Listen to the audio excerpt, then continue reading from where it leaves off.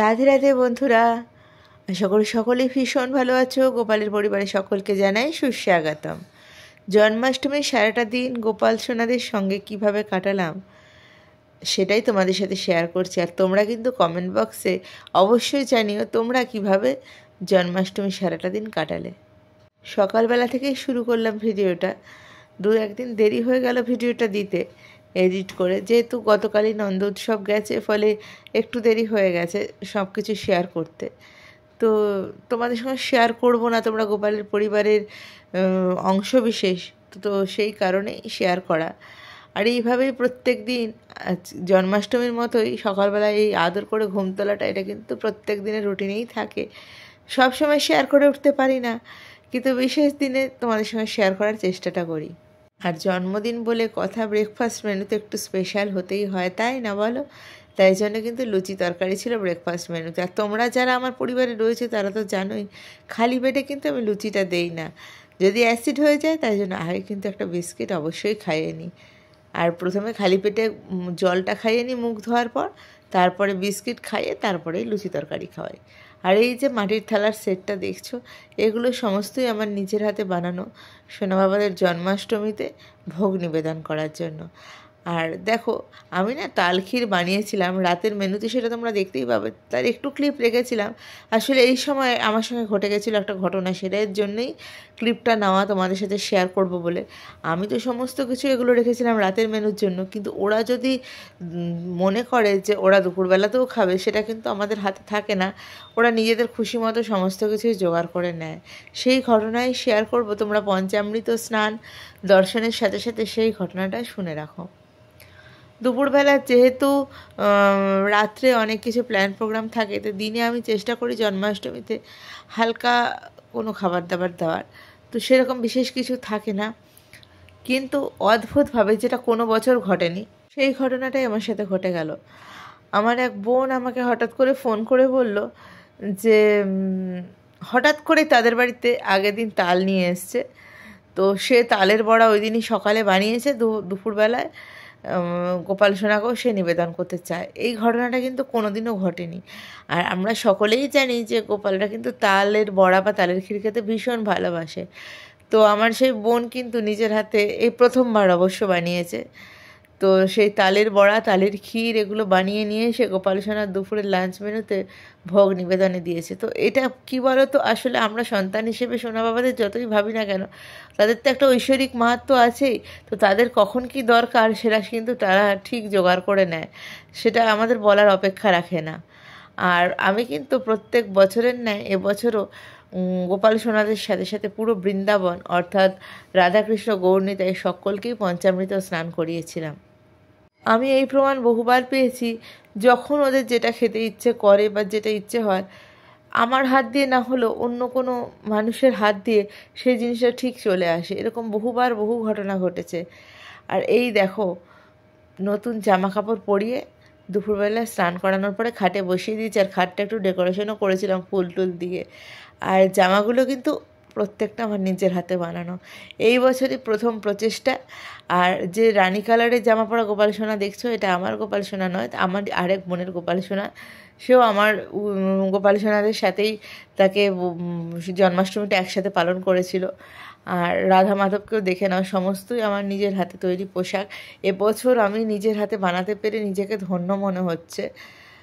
আর সন্ধ্যের সময় যখন গোপাল সোনাদের সাজিয়ে বসিয়েছিলাম, তোমরা ভালো করে লক্ষ্য করলে দেখতে পাবে সেখানে কিন্তু আরও দুজন গোপাল সোনা বাইরে থেকে এসে আমার কাছে এসেছিলেন। মানে এটা আমার কাছে সত্যি পরম পাওয়া, কারণ তারাও আমার কাছে সেবা নিতে তারা আমার বাড়িতে এসেছে, এটা আমার কাছে অবশ্যই খুব আনন্দের। এই যে তোমাদের বলেছিলাম লাঞ্চ মেনু সেরকম কিছু থাকে না, হালকা বিস্তরই থাকে। আর এই যে দেখো, তার সাথে তাল ক্ষীর, তালের বড়া দেখেছো, সেই যে বোনটা দিয়ে গেছে বললাম না, তো গোপাল সোনাদের বোধহয় এবছর তালটা খেতে ভীষণ ইচ্ছে হয়েছিল। আসলে এবছর না আর বানানো হয়নি, একবার ওদের মাসিমণি বানিয়ে দিয়ে গেছিলো ওদের জন্য। আর এই হচ্ছে আরেকবার, যেটা জন্মাষ্টমীতেই করবো বলে ঠিক করেছিলাম, কিন্তু দুপুরবেলা তো ভাবতে পারিনি যে ওরা সেটা নিজেরাই নিজেদেরটা জোগাড় করে নেবে।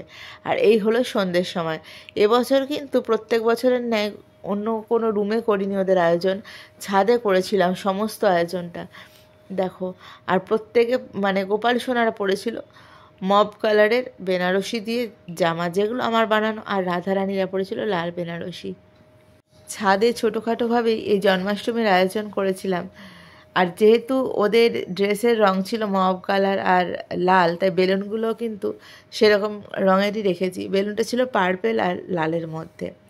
আর এই হলো ডিনারের মেনু, দেখে নাও তোমরা। তার সাথে ছিল, মানে এত মেনু আমি বলতে পারছি না, তোমরা ভালো করে দেখে নাও। আর তার সাথে রয়েছে মিষ্টি। শুধু যে আমি মিষ্টি দিয়ে সাজিয়েছি তা নয়, যারা ইনভাইটেড গেস্ট ছিল ওদের জন্য কিন্তু চকলেট, মিষ্টি, এরকম বহু কিছু গিফট হিসেবে নিয়ে এসেছিলো। বার্থডে বয় বলে কথা।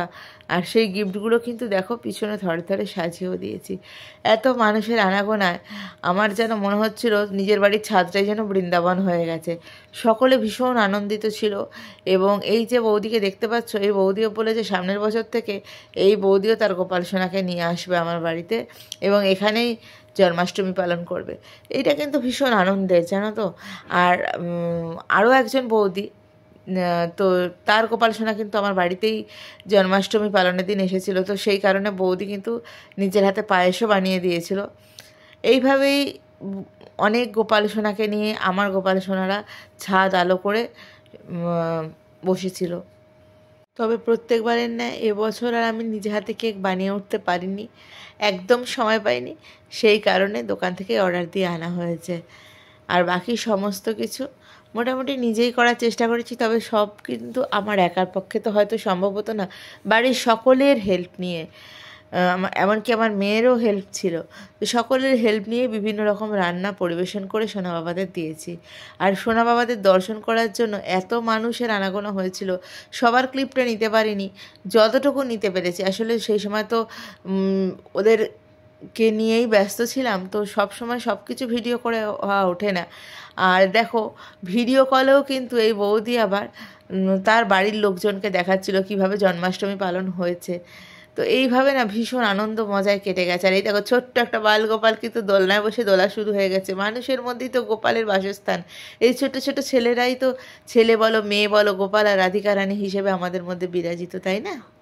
তোমরাই দেখো সকলে কি সুন্দর একসাথে মেতে উঠেছে জন্মদিনের মানে কেকের যে ক্যান্ডেল সেটা জ্বালানোর জন্য, বা কিভাবে সেইগুলো সমস্ত কিছু সাজানো গোছানো হবে, সমস্তটা কিন্তু আমার প্ল্যান থাকলেও কিভাবে বাস্তবায়িত করেছি সেটা কিন্তু শুধু আমার একার জন্য না, অনেকেরই হেল্প লেগেছে সেখানে। আর এই যে সেই যে ছোট্ট গোপাল সোনা বললাম আর আমার কন্যা রাধিকা রানী দুজনে মিলে কিন্তু এই কেক কেটেছে।